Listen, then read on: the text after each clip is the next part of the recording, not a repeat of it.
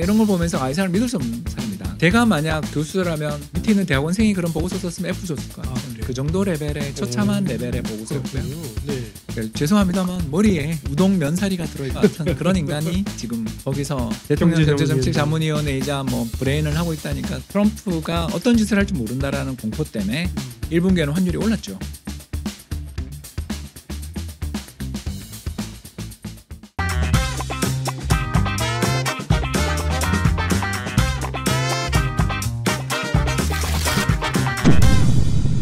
안녕하십니까 여러분, 세라테입니다. 트럼프 대통령의 관세 전쟁이 결국 궁극적으로는 환율 전쟁으로 향할 것이라고 이렇게 보는 전문가들이 많습니다. 여러분들 환율에 대해서 관심이 많으실 텐데 오늘은 우리나라의 아주 뛰어난 환율 전문가시죠. 프리즘 투자자문 대표 홍춘욱 박사님을 모시고 환율에 대해서 한번 여쭤보도록 하겠습니다. 안녕하십니까 박사님. 네, 안녕하세요. 나오셔서 감사합니다.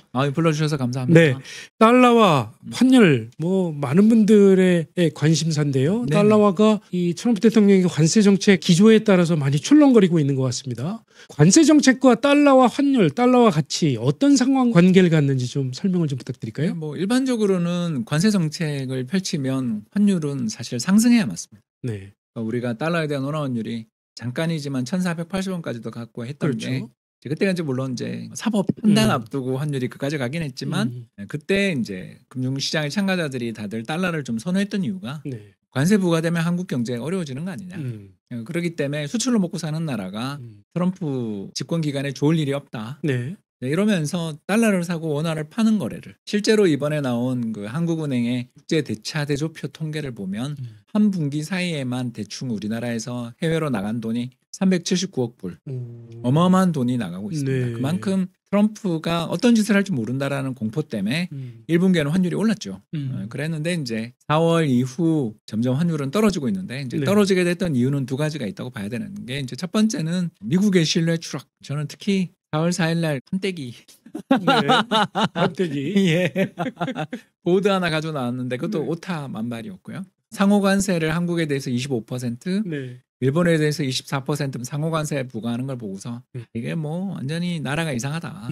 상호 관세의 비율 그런 걸 가지고서 어떤 나라에 대해서 특히 일본 같은 경우는 이시바 총리가 직접 트럼프 찾아가서 당신들 인프라 투자, 알래스카 인프라, AI 투자 이런 거 우리가 다 지원하겠다. 1조 달러 프로젝트까지 합의 다 해놓고 뒤통수를 그렇게 치는 걸 네. 보면서 믿을 수 없는 나라다. 그리고 더 나가서 그리고 주식시장 폭락하자마자 바로 저기 유예 이러고 뭐 협상, 특히 그 중국과의 협상이 너무 웃겼잖아요. 네, 중국에 대해서 145% 관세 부과할 정도로 기세등등하던 사람이 펜타닐 관세 20%, 상호 관세 10%, 총 30%로 관세를 인하해 주는데 별다른 계기도 없었어요. 네. 그죠? 이런 걸 보면서 이 사람 믿을 수 없는 사람이다. 그리고 이렇게 믿을 수 없는 사람이 대통령으로 있는 나라에 대해서 우리가 과연 이거 채권 사도 맞냐? 이 나라 자산을 사는 게 맞는가에 대해서 되게 겁이 많이 났죠. 네. 그러면서부터 달러에 대한 이제 투자자들의 신뢰가 좀씩 약화됐고 두 번째는 밀라노 합의라고 신문에 이제 나왔는데요. 예, 일단 아마 제가 봤을 때 우리나라의 협상 당국자가 누구든 간에 미국이랑 상호관세 협의를 하면서 우리나라 환율에 대해서 이야기했다면 그 자는 민족 반역자고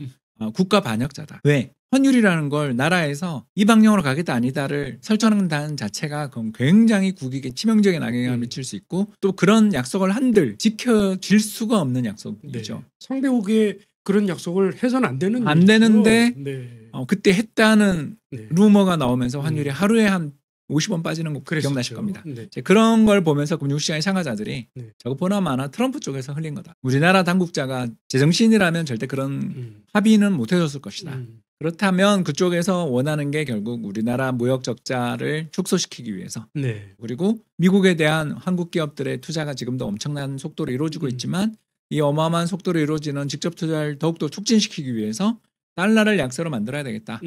라는 의도를 노골적으로 내보인 사건이었다. 그렇죠. 이렇게 볼 수 있는 거죠. 그래서 이 두 가지 일이 트럼프 정부에 대한 신뢰 약화, 더 나가서 한국이 원하든 원하지 않든 일단 트럼프가 환율의 하락을 용인하거나 또는 요구하는 거를 한국 정부가 매몰차게 거절 못하는 거 아니야? 네. 라는 어떤 그런 아마추어적인 생각들 이런 것들이 이제 합쳐지며 달러에 대한 원화 환율이 고점에서 한 100원 빠졌습니다. 그렇군요. 원화 환율에 대해서는 조금 이따 다시 한번 더 얘기를 한번 나눠보도록 하고 일단 트럼프 대통령의 의도가 어떤 것인지를 많이들 궁금해하는데 결국은 약달러가 트럼프 대통령이 원하는 거 아닙니까? 지향하는 것이. 예, 근데 이제 그게 무식의 소치다. 네.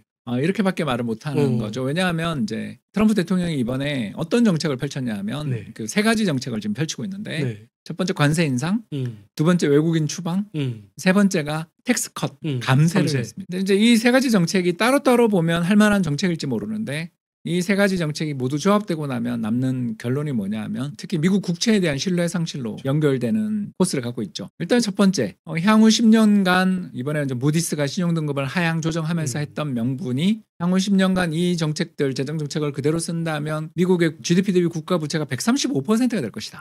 라는 게 무디스 보고서에 처음에 나옵니다. 네. 왜냐하면 이제 무디스가 이 정도로 평가할 정도면 이게 굉장히 심각한 재정 상태인데 GDP의 한 135%, 140%라고 만약 가정을 한다라면 이 국가 부채 금리가 1%만 올라도 1년의 GDP의 1.3% 정도에 해당되는 이자 지급 부담을 져야 된다는 걸 뜻하는 거죠. 그렇죠. 그런데 두 번째가 이제 뭘 했냐면 관세를 인상해서 해외에서 수입되는 제품에 대해서 상호관세 10%의 국가별 협의를 통해 펜타닐 관세가 됐든 무슨 관세가 됐든 부과하겠다라고 하면 평균적인 미국의 지금 현재 관세율이 2% 줬는데 네. 이게 한 15% 정도까지 오른다라고 보면 거기서 발생하게 되는 미국의 인플레이션율이 대략 저희가 추산해 보면 0.5에서 1% 정도를 올려요.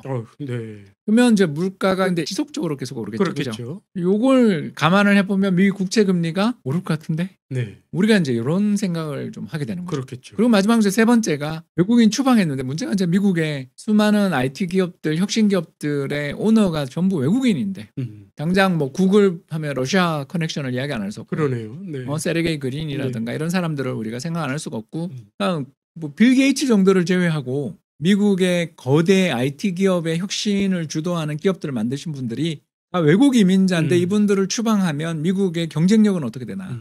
그러면 경쟁력이 약화되면 무슨 일이 벌어지냐 하면 당연히 물가가 오를 거 아닙니까? 그렇겠죠. 왜냐하면 그 나라의 생산성 향상 속도가 둔화되고 더 나아가 장기적으로 무역 적자를 더욱더 확대시킬 요인이죠. 그러면 이 세 가지 요인들이 복합적으로 작용을 하게 되면 결국 미국은 GDP 대비 국가 부채 130, 140으로 가면서 이전에 비해 국가의 이자 지급 부담이라는 게 연 1%, 2%까지 오르게 되면 국가 재정이 파괴되죠. 왜 그러냐 하면 기존 발행되어 있는 국채의 롤오버 문제가 심각해지고 만기 연장을 뭐 롤오버라고 하는데 네. 그게 심각해지고 실제로 지금 미국 보면 30년 만기 국고금리가 벌써 5%가 있거든요. 그러니까요. 네. 그러니까 이게 금융시장의 참가자들이 느끼는 이렇게 장기 전망이 이 나라는 뭔가 위험하고 이거 채권 디폴트 리스크가 0인 줄 알았는데 혹시 있는 거 아니야라고 하며 그러니까 가격을 더 인하해주지 않으면 채권을 사지 않겠다로 가는 중인 거죠. 이렇게 되니 이제 금융시장에 저 같은 사람 입장에서도 보통 때 같으면 미국채 30년물 5% 그러면 주변에 다 이거 사라 콜할 텐데 네. 그건 사기 싫거든요.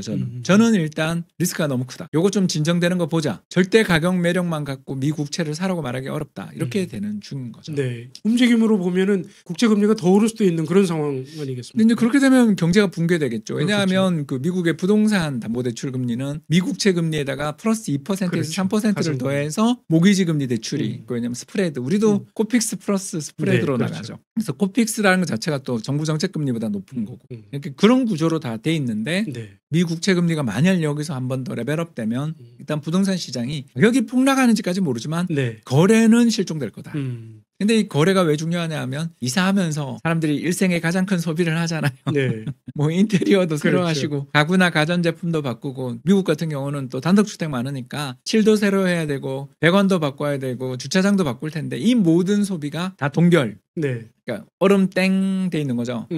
살려는 사람 입장에서는 금리가 이 금리에서 내가 사야 되나 싶고 팔려는 사람 입장에서는 나 옛날에 담보대출 3%에 받았는데 네. 이거 팔고 새로운 집을 얻으러 나가면서 내가 더 좋은 집으로 이사 가고 싶어도 새로 얻는 담보대출 금리가 7, 8%면 굳이 지금 내가 이사를 해야 되나 이렇게 해서 모든 거래가 동결되는 그래서 최근에 미국에서 발표되는 그 기존 주택 판매라는 네네. 통계가 있는데 이제 기축 우리로 네. 이야기하면 실거래 통계인데 그 거래량 통계거든요. 이거. 네. 근데 그 거래량이 막 지난 10년 내 최저치로. 오, 그렇군요. 그러면 여기서부터 이제 불황이 시작되겠죠. 네. 그러니까 지금 트럼프 대통령은 달러 가치가 떨어지기를 바라는 이유가 결국은 수출 경쟁력을 회복을 해서 제조업 기반을 좀 부흥을 시켜보자 뭐 이런 의도를 갖고 있는 것 이게 같은데. 이제 싸니 사세요를 하고 네, 싶으신 그걸 거. 하고 싶은데 그게 아니고 미국 경제가 흔들려서 재정 적자가 너무 커져서 달러 가치가 붕괴될 수 있는 뭐 이런 상황일 수가 있겠네요. 이러면 이제 큰일 나는 거고요. 그러네요. 아직 이까지 갔다고는 말 못하겠는데 네. 이제 이러면 이제 신흥국 되는 거죠.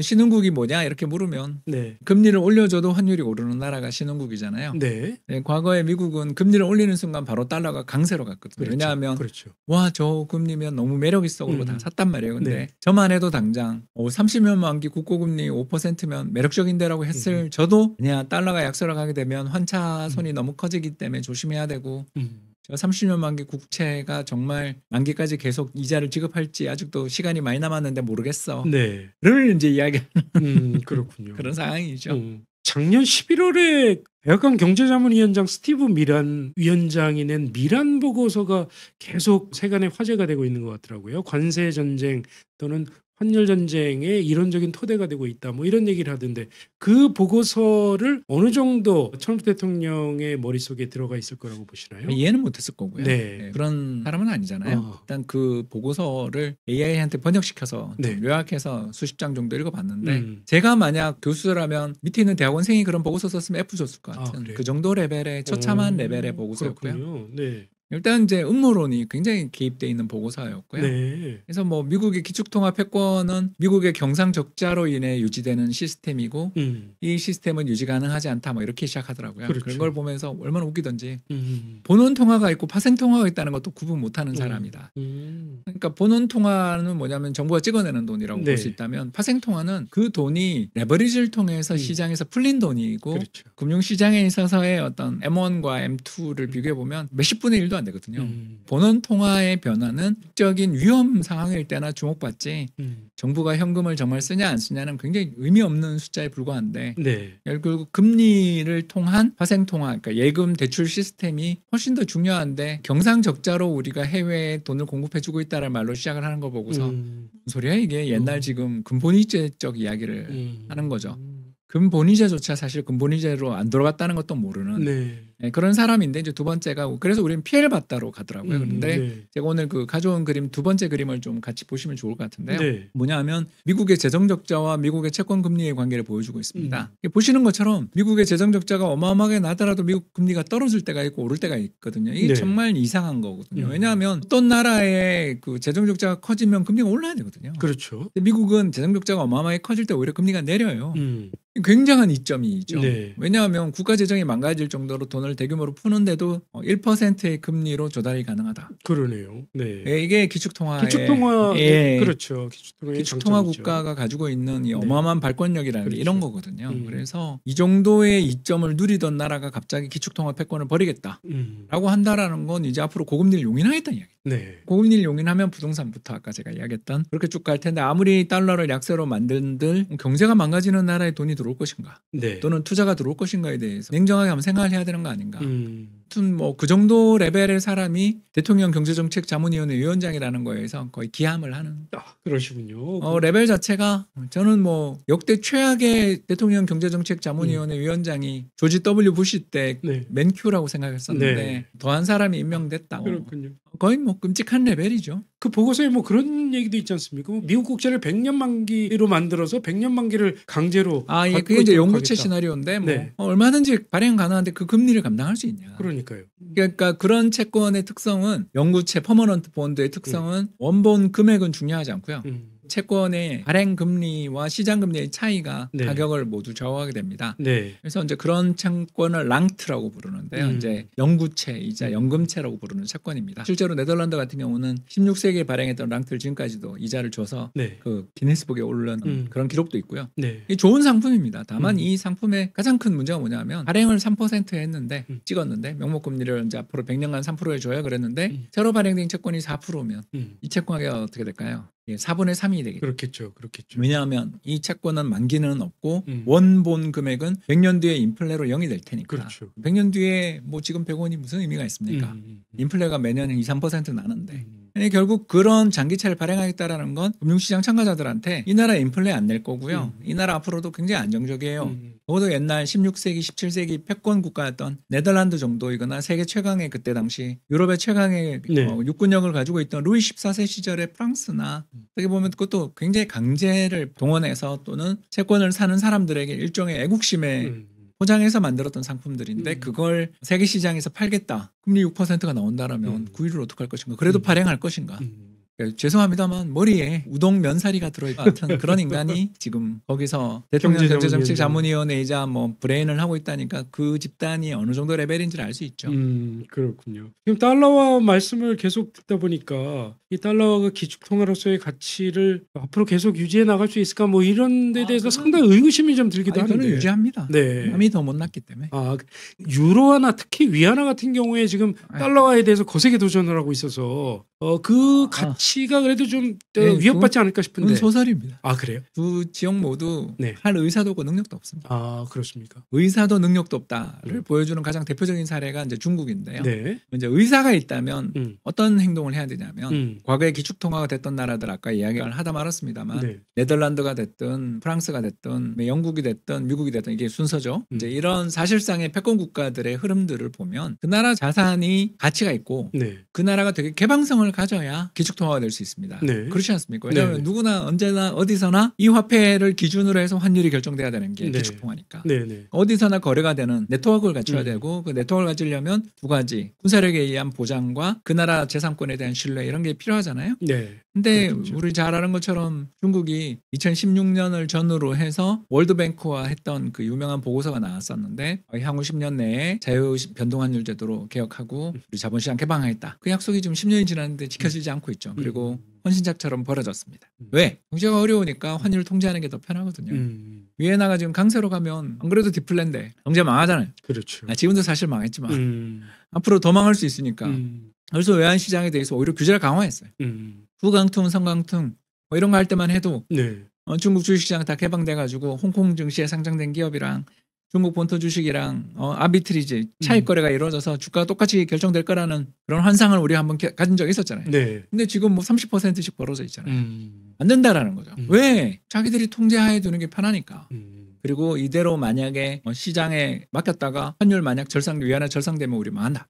그러니까 일단 안 되는 거고. 유럽은 뭐 말할 필요가 없는 게 생산성의 향상이 이렇게 지체되는 나라가 우리 지금 세계 100대 IT 기업 한번 리스트 한번 보자는 거죠. 유럽에 뭐 거의 없지 않습니까? 세 개 있더라고요. 네. 그중에 ASML이랑 ARM은 사실 유럽 기업이라고 볼 수가 없잖아요. 그렇죠. 그러니까 이런 걸 생각을 해보면 결국 한 개 정도 회사 독일의 SAP 정도를 제외하고는 유럽 기업들이 세계 탑 시가총액이 없단 말입니다.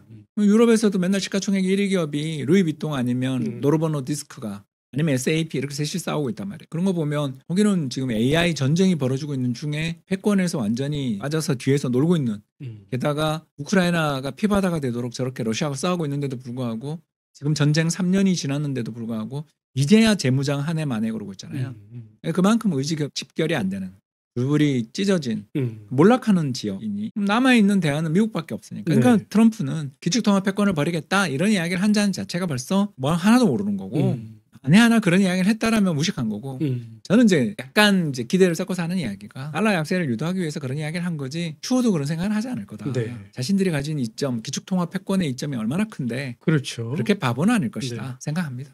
또 이런 적이 언제 있었나 싶게 지금 전 세계에서 유일하게 미국 경제만 호황을 누리고 있는 그런 기간이 지금 굉장히 장기화되고 있지 않습니까? 이번에 아마 2분기는 4% 성장할 것 같습니다. 네. 야, 미국 경제가 이렇게까지 강한 그 배경이 뭘까 굉장히 궁금한데 그렇다면 하여튼 경제가 그렇게 강한 이상 달러와 가치도 강하게 갈 수밖에 없는 거예요. 그게 펀더멘탈인데 이제 저걸 이제 흔들고 계시죠. 한번 망가뜨려 보겠다 지금 한 사람이 그러고 있는 거죠. 뭐 근데 망가뜨렸다가 또 복구할 자신이 있으니까 저러는 거겠죠. 일단 미국이 좋은 이유는 아까 이야기했던 것처럼 전 세계에서 벤처 금융이 제일 잘 된 나라다. 유로피언 이노베이션 리포트라는 아주 장문의 보고서가 있는데 그 보고서 보면 뭐 한참 이야기하다 결국 결론에 가서 뭐냐면 우리 벤처 금융 VC 벤처 캐피탈에 나가는 금융이 미국이 10분의 1밖에 안 돼서 우리가 이 모양이다라는 게 결론이에요.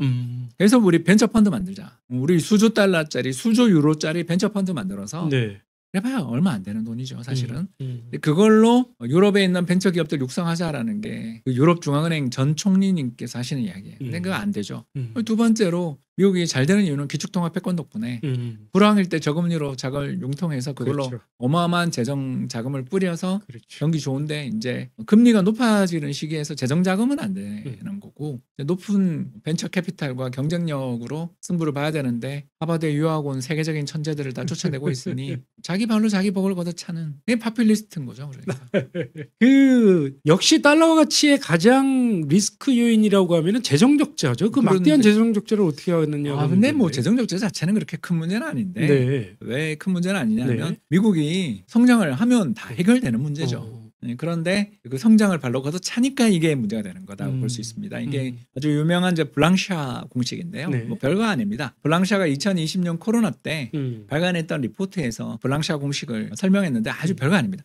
이게 뭐냐면요. 그 나라의 명목 성장률이 있고 그 명목 성장률이 이제 G라고 거버먼트 또는 뭐 그로스가 되겠죠. 아무튼 네. G가 있고 시장에서 조달하는 그 나라 채권 금리가 K. 자, G와 K 중에 누가 더 크냐가 그 나라의 재정을 좌우하는 아주 너무나 단순한 공식. 왜냐하면 그러네. GDP가 성장하면 재정 수지가 개선되기 때문에 그렇겠죠. 신규 발행되는 채권들의 공식이죠. 그런데 지금 미국은 G가 한 5% 나와요. 네. 인플레이션 굉장히 좋은 2%의 성장률 네. 3%가 나왔죠. 굉장히 좋은 거죠. 그 작년만 하더라도 인플레이션율 2.5에 경제 성장률 2.8에서 5.3이 나왔던 나라니까 채권 금리 4.5, 10년물 국고 금리가 벤치마크니까 그게 지금 4.5니까 아무 문제 없이 해결될 수 그러네. 있는데 이번에 이제 트럼프가 똥포를 차서 음. 죄송합니다. 성장 잠재력은 떨어뜨리고 네. 외국인 추방하니까 음. 성장 잠재력은 떨어뜨리면서 인플레이션 리스크는 올리니까 음. 명목 성장률은 한 5% 나오겠죠. 그렇지만 시장 금리가 님 인플레 나는 거 아니야? 그러고 지금 4.5까지 올라가 버리니까 이제 네. 올해는 이제 이 브랑샤 공식에서 보면 균형 상태인 거고 이제 이 정책을 계속 펴서 이제 정말 K를 계속 올리고 G를 떨어뜨리게 되면 큰일 나는 거죠. 그럼 위협이 되겠네. 그러면 네. 이제 중국 꼴 나는 거. 지금 중국이 그 꼴 나는 그러겠죠. 중이니까요. 그런 거죠. 네. 자, 그러면 지금 트럼프 대통령의 머릿속에 있는 건 항상 본인 입으로 얘기하기도 관세 수입이 늘어나면 재정 문제도 어느 정도 해결될 것이고 그리고 미국의 제품의 가격 경쟁력이 높아질 테니까 제조업도 살아날 것이다. 뭐 이런 그림을 지금 그리고 있는 것 같은데 어떻게 보십니까? 그런 정도의 실현 가능성은 있는 목표라고 있죠. 보십니까? 네. 있죠. 뭐 그거야 산수를 하시는 분들은 네. 뭐 설득력 있다고 이야기하시겠죠. 네. 뭐 미랑 같은 사람들이 이제 음. 전형적인 산수하는 사람들이죠. 그런 사람들대로 미국의 1년에 이제 수입 의존율 네. 33조 달러 정도 되는 GDP에서 약 13%에서 14% 정도가 수입입니다. 그러면 4조 달러 정도라고 그냥 러프하게 하겠습니다. 네. 4조 달러에 대해서 10%니까 3천억 불 음. 정도의 추가 세수가 생기니까 이걸로 해결이 된다라고 이야기를 하는 거죠. 괜찮겠죠. 그러니까 네. 그게 가능할 수도 있죠. 음. 근데 이제 문제가 이제 구멍이 숭숭 뚫리겠죠. 감세를 얼마나 해주느냐. 그렇죠. 감세도 이번에 그보다 더 했으니까요. 그렇죠. 향후 10년간 5조 달러니까 매년 5천억 불을 감세. 음. 뭐 여기서 이제 일단 2천억 불 구멍이 뚫렸고요. 음. 두 번째 문제가 뭐냐면 그 이전부터 이미 미국의 국가 부채가 매년 재정 적자가 매년 GDP 5%를 기록하고 있다는 네. 거죠. 왜냐하면 이제 방만한 재정 정책들을 써왔죠. 대표적이잖아요. 음. 그래서 바이든 행정부도 절대 칭찬받을 수 없는 행정부고요. 거기도 이제 GDP 대비 5에서 7% 정도 재정 적자를 막 쓰고 있는데 여기에 이제 트럼프가 추가 관세로 들어온 세수는 있지만 반대편에 자기가 감세를 해주니까 여기서 발생하는 셈법만 보더라도 역시 연간 2천억 불 추가 손실이 발생하는 거죠. 여기에 원래 있던 재정적자 요인까지 감안을 하면 네. 대략 한 GDP 5, 6% 정도의 재정적자가 이제 만성화되겠죠. 여기에 이제 또 하나의 문제가 있습니다. 네. 뭘까요? 바로 쿠션을 많이 치겠죠. 무슨 쿠션을 치냐 이러면 이제 어떤 모든 해안을 다 막을 수 없을 정도로 큰 나라가 국경도 얼마나 넓어요. 네. 그런 나라에서 이제 관세를 일일이 거둘 수 있는 시스템이 있는가? 거기에 대한 투자는 생각 안 하죠. 예를 들면 캐나다를 통해서 그냥 차 타고 왔다 갔다 하면서 우리 여권 보여준 적 없잖아요. 저도 네. 나이에가라 여행 가신 분들이 그렇죠. 여권 확인했다는 이야기 다 들은 적 없단 말이에요. 네. 네. 보팔로에서 그 잠깐 갔다 오잖아요. 자, 이거 어떻게 할 거냐? 사람들이 그냥 왔다 갔다 하는 길에 사오는 물건 어떻게 할 거냐? 그까지 다 세금 때릴 거냐? 어떻게 때릴 거냐? 이게 이제 쿠션이라고 부르는. 우리가 도저히 감독할 수 없을 만큼 넓은 국경을 가지고 있는 지역을 통해서 탈세하는 일들이 이제 굉장히 좋은 비즈니스가 될 텐데 네. 과연 관세 수업이 그렇게 늘어날 것인가? 두 번째 더 나가서 해외에서 이렇게 수입되는 제품들 덕분에 저물가를 누리고 살았는데 고물가가 된다면 사람들이 소비를 안 할 테니까 경제 성장이 정말 나와서 세금 수입이 정말 거칠 것인가. 이 모든 걸 종합해 보면 기대했던 거의 절반도 아마 세금이 힘들 텐데 그렇군요. 저런 정책을 펼치고 있으니까 이제 우리가 저 사람은 사업한다고 쇼를 한 사람이지 네, 실전에서 한 번도 돈을 벌어본 적이 없는 사람이구나. 그렇군요. 그럼 저렇게 진짜 지금 얘기하는 대로 관세를 물리고 감세를 하고 이런 걸 계속 밀어붙인다고 하면 달러화는 점점 더 약세를 보일 수밖에 없을 거 아니요, 아닙니까? 강세로 갈 수 있죠. 아, 강세로도 갈 수 있을까요? 아니 왜냐하면 네. 세계 경제가 불황해 와서. 아, 세계 경제가 어려워져서 오히려 왜냐하면 더 달러. 지금 뭐 유럽도 별로 힘을 네. 못 쓰고 당장 독일의 잠재 성장률이 지금 제로라고 네. 나오잖아요. 잠재 성장률이 제로라는 이야기는 음. 제로 성장이라는 뜻인데 그렇군요. 시장이 안 커진다는 뜻이죠. 네, 이제 그럴 만큼 유럽도 어려운데 중국은 뭐 말할 필요도 없이 지금 네, 디플레이션 2년을 지금 넘어 3년째 접어든 것 같고 음, 이런 세계 경제에서 미국만이 거의 유일한 시장이다 보니까 음. 트럼프의 관세 정책에 대해서 걱정을 하는데 음. 관세 그 자체는 차라리 내면 뭐 장사할 수 있는데 음. 금리가 올라서 경제가 둔화되는 이런 시나리오로 가게 된다라면 오히려 달러의 초강세가 출현할 수 있는. 그렇군요. 왜냐하면 갈 데가 없으니까 돈이. 그러니까 지금의 약세는 상당히 일시적인 일시적일 수도 있는. 이대로만 간다면 네. 그러니까 약세로 가다가 튀는 이런 나이키 커브 같은 게 나올까 봐 네. 걱정하고 있는 거죠. 그렇군요. 그러니까 무섭습니다. 사실. 그러니까 트럼프 행정부 동안 달러화 가치에 대해서는 상당히 믿고 계신 거는요. 어느 정도. 그 저 정책을 가치가 펼치지 있겠어. 않을 거라고 믿고 있죠. 그렇군요. 왜냐하면 자살행위니까. 근데 우리나라는 뭐 물론이고 세계적으로 정치가들이 자신의 정치적 자살을 수도 없이 반복하잖아요. 네. 그런 측면에서 트럼프 대통령이 설마 그렇게까지 저 사람이 정말 저렇게까지 이상할까 하고 우리는 생각하지만 네. 번번이 배신당했던 경험에서 보면 자신은 없다. 하여튼 어느 정도의 합리적인 집단지성으로 경제를 끌고 간다면 정상적으로 달러 가치는 오히려 더 강세를 보면서 갈 것이다. 약세로 완만한 약세로 가는 게 이제 제일 좋은 시나리오인데 네. 완만한 약세로 가다가 튈까봐 이제 그거가 그때는 이제 미국채를 사야 되겠죠. 그렇군요. 네, 지금까지 홍춘욱 박사님으로부터 달러화 가치가 앞으로 어떻게 유지가 될 것인지 말씀을 들어봤습니다. 과연 트럼프 대통령이 생각하는 대로 달러화 약세 그리고 미국의 제조 부흥 이런 시나리오가 성공할 수 있을지 여러분들은 어떻게 생각하시는지요? 댓글로 남겨주시면 저희가 자세하게 읽어보고 다음에 다시 정리해드리도록 하겠습니다.